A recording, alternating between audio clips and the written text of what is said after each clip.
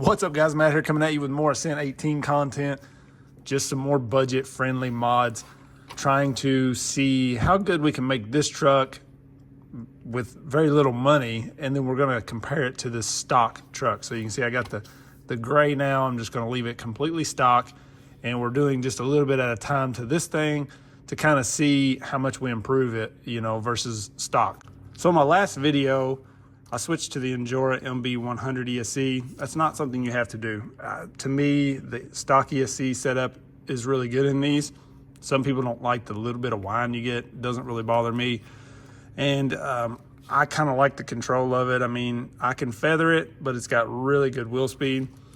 I just wanted to see if this worked. So this is one of those mods. It's like you choose if you think you need it or not.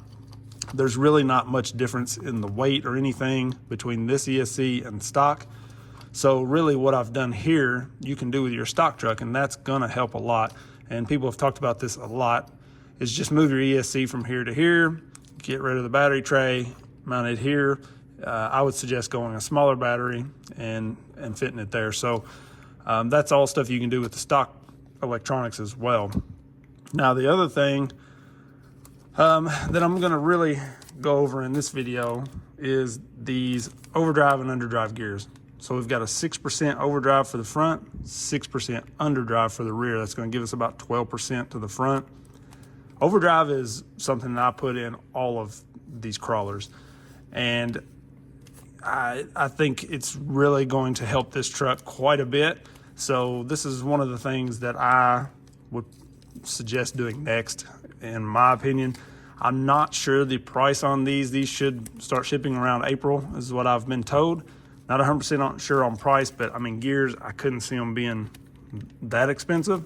But I think they're one of those things that's gonna be well worth it. So we're going to install those in here and then see how this truck compares to this one. One of the other things I'm gonna do right here is these sliders are designed like a boat side here. So you can take the two screws out and just remove this piece and gain a little bit of clearance. So I'm gonna try that with this truck and see, because you do hang these quite a bit. So maybe that little bit of extra clearance will help us out. You could honestly actually trim this thing, shave it down to where you just have a little bit there, but I'm not gonna do all that. I like these actually pretty well, but I just want to try it. So I'm going to take both of these off. You can see the clearance we're going to gain there, though, is quite a bit. So it'll be interesting to kind of see. I do kind of wonder, you know, if we're going to just hang up on this a little more, because it's more of a jagged edge versus this nice smooth edge. But that's why we're going to try it. And then the other thing is the way this skid and everything's designed here. They did a really good job.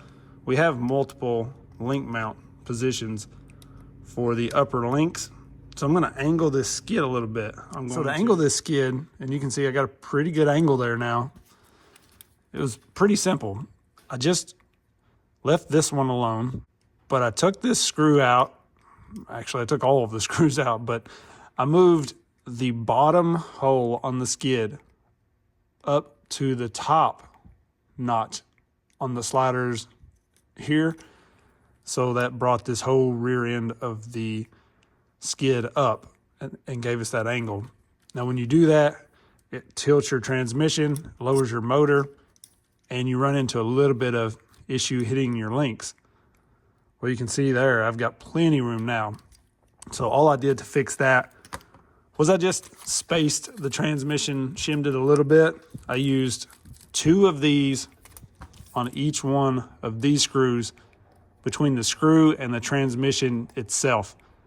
The screws are plenty long enough that that didn't affect anything, and it kept the motor mounted up level. Gave me the angle I wanted on the skid there, and kept all of my clearance in the front. So it worked out perfect, to be honest. So let's talk about installing these portal gears real quick, and then we're going to check our weight distribution and kind of see how this compares to the stock truck. So when you get ready to install the gears here, you'll have 2 different sets, obviously, for overdrive and underdrive. You have a 22-15, so a 22 and a 15 for the front gears, and then you will have a 24 13 for the rear. Now these do come with new pins for the upper gear, so make sure you change out the pin as well. I'll put a diagram up here on the screen of how these should go in. So you can see hopefully here that the new pin for the smaller gear is slightly smaller and shorter than the original pin. So you do need to change these pins. So here you can see the stock truck's weight distribution is pretty much 50-50 all the way around. And by just moving a few things around, we're able to really change that. So you'll see now we're setting at 55-45. We're still not the perfect 60-40. This is just free mods. We've not added any weight, any brass, anything like that. I did change the wheels and tires because I feel like that's something we're pretty much all gonna do. So that's gonna be your own decision. I went with just these swampers for now. I wanted around this size. I feel like they just fit this truck better. If you go larger, this truck already sits kind of high anyways. It has the portals for the clearance. So these were slightly smaller than the stock tires. And I think it's just going to help the performance of this truck overall. Now, if you want to go a really cheap route to get a little more weight in the front, you can pick up some of this tungsten putty. And it comes with 6 of these little balls of putty here. And these things, believe it or not, each one of these is about 14 grams. So for $17.50, you could do 3 trucks, you know, if you did one of these on each side, or you could break it in half, depending on the weight you want. But let's say you just want to do one of these on each side. You can basically just take this and kind of mold it in here.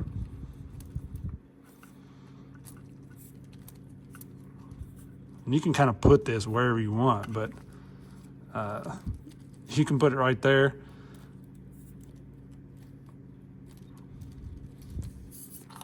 And then we can do another one on the other side. And I'm just gonna stick that one over there. And with just that, we're at 57-43, which is very close to the 60-40, you know. Now, you could put this anywhere. Honestly, you could take your wheels apart, wrap it around the inside of the wheel. There's a lot of different ways you can put this on here. I'm probably not gonna leave this right now. I just wanted to show you guys, like, you can get this and it's very simple to throw on. It's definitely just kind of a cheap way to add a little weight if you need some weight somewhere. So I just thought I would mention it, you know. That's one of those things. You either want to do it to save a little money or you think it's dumb. I mean, but it will work and it's cheap. For $17.50, like I said, there's 6 of those in here. So you could do 3 trucks for $17.50. You're not going to find brass parts cheaper than that for these at the moment anyways. You know, the SCX24, everybody and their brother started making brass for those, and you can get stuff pretty dang cheap. But at the moment, the brass for this is a little pricey. So maybe you just want to slap some of that on here, and you can always move it around and do what you want with it. If you need it in the rear, you can throw it on the rear. So just thought I would show you guys that. I'll link it in the description if you're interested in it.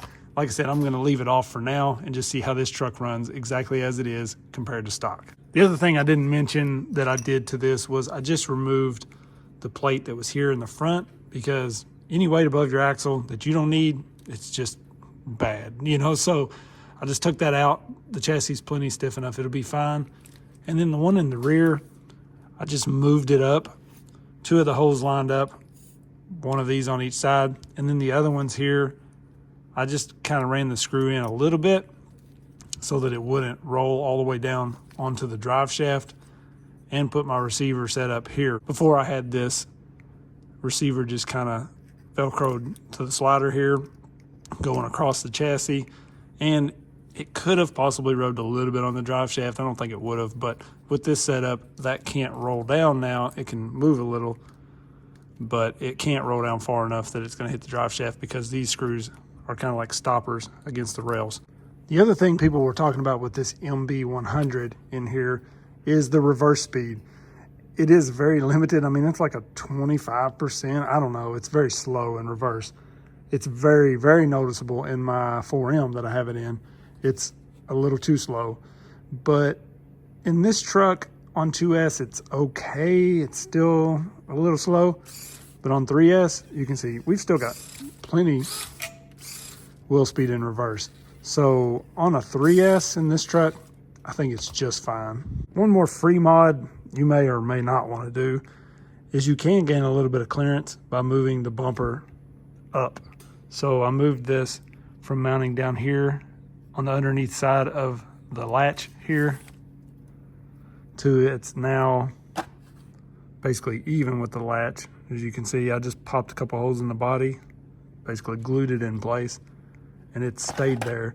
So the bumper's up along the body now instead of down below it. And I mean, it's just a little bit of clearance you gain, but it is some if you find yourself hitting the bumper. Instead of being here, it'll be up here. So a couple millimeters, but these have really good, like, high clearance bumpers. They have great ascent and descent angles on them. So it's really not needed. I honestly did this when I cut the chassis rails off of this truck in the beginning, and it's just one of those things I wanted to still have the bumper, but it does give us a little extra clearance. So I'm going to start with the stock truck on a quick little incline test here. I did sort of try this a little bit to kind of find its max, and 52.5. This truck is pulling 52.5, but it's definitely raising the driver's side tire there, you can see, and if you're not careful, it will loop out. So I'm going to call that its max. Let's see what the modded truck can do now. And I just left the bodies off of these because they're a wash, you know. It's the same body on both trucks. That way you guys can see these things the way they're laid out and how they're performing. I can definitely tell we've got that overdrive in the front now, and it's walking straight up that much easier. So let's try 53.5 maybe. 53.3. Easily.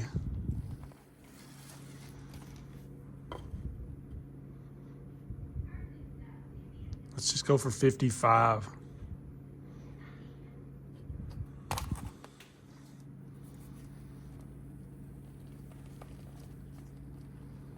Look at that, no problem. And again, this is just with the overdrive and all free mods, basically. I get it's a different ESC in here, but I promise you the stock ESC can be laid out the exact same way. 57 maybe?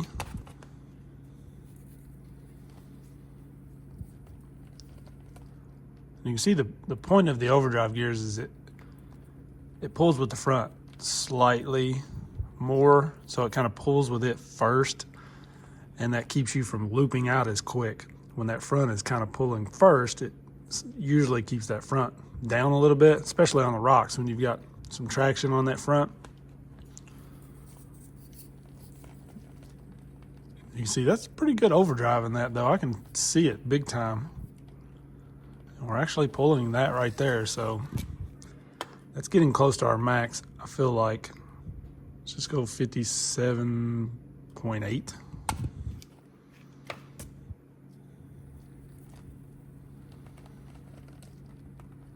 Dang, it's actually gonna do that.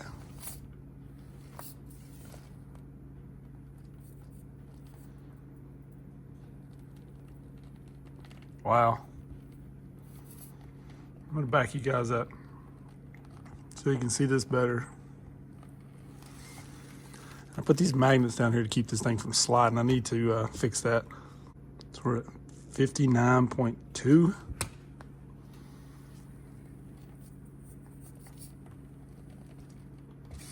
Not gonna get that. So right at 59 probably. Yeah, it's definitely dumping out at that. 58.5, 59. And that's 58. I feel like it's gonna pull that pretty easily.